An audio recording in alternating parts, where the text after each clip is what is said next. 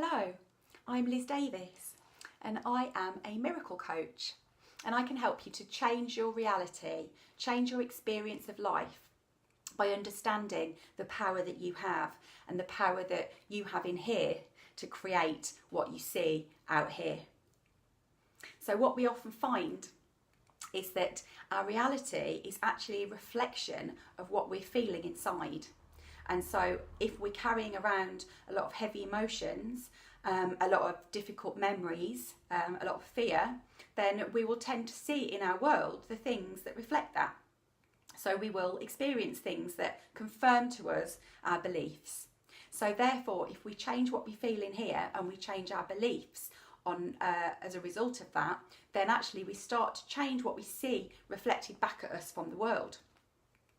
So today I want to talk to you a little bit more about something I touched on last episode, where I mentioned that our emotions affect our DNA and that our DNA affects our environment and the actual things that we see and the things that we experience.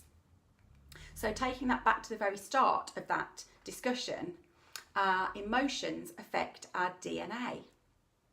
Now, there's only really two main emotions and everything else is kind of in between. So there's love at one end of the spectrum, which is a very high, fast vibrational frequency. And then there's fear, which is a very heavy, dense, slow vibrational frequency. And everything else is somewhere in between those two. And when we feel love and we experience the feelings of love, we're actually building energy inside us. Whereas fear makes us actually lose our energy. We're sending it out. We're literally shooting it out of our bodies and losing it. So the implications for healing are huge with this. So if you're in a state of illness and if you're feeling very fearful about that, it's actually not giving your body any chance to repair itself. Whereas when you send love and gratitude and kindness to yourself, self-love, loving to that part of your body maybe that's not well, then what that does is it actually sends energy into your body and it allows your cells and your DNA to heal.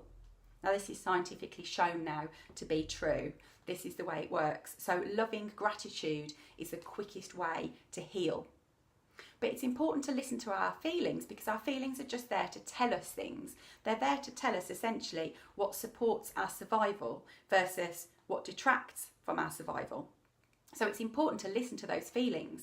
But when we're operating regularly from a place of fear, let's say, and we stay stuck in that fearful place, or let's say we stay stuck in a place of anger, rather than just allowing ourselves to feel it and then allowing it to flow out of us, which is what happens when we turn towards it, when we listen to our emotions, when we pay attention to them, when we say, okay, what are you trying to tell me here?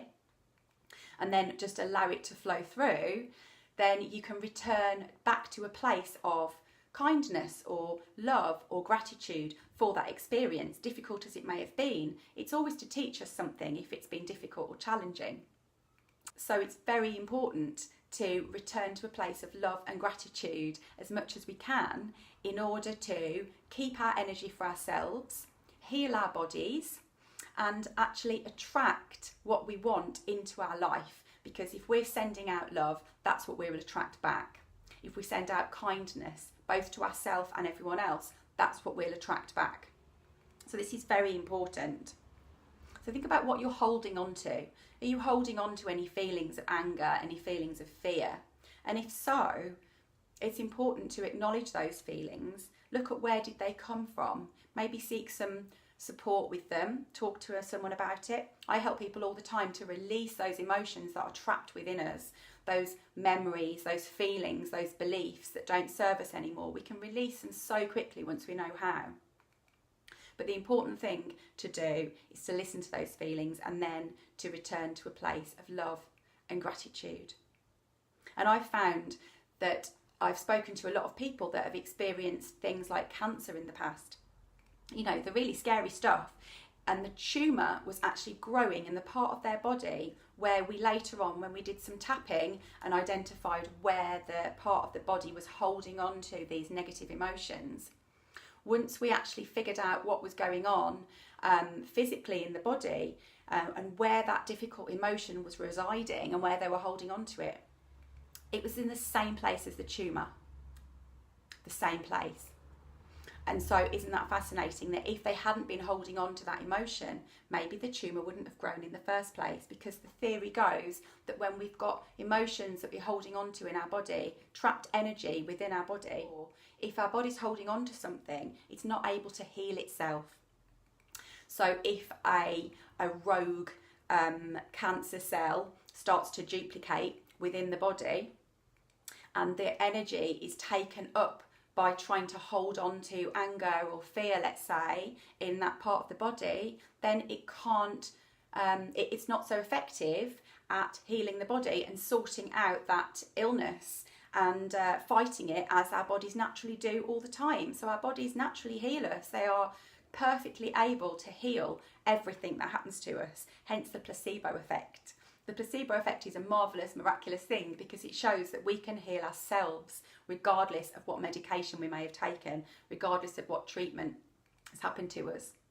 So we have the ability to heal ourselves, but when we're holding on to emotions that don't serve us anymore, then that part of the body is more likely to suffer under attack, and it's not going to be as strong to heal itself in the way that it can.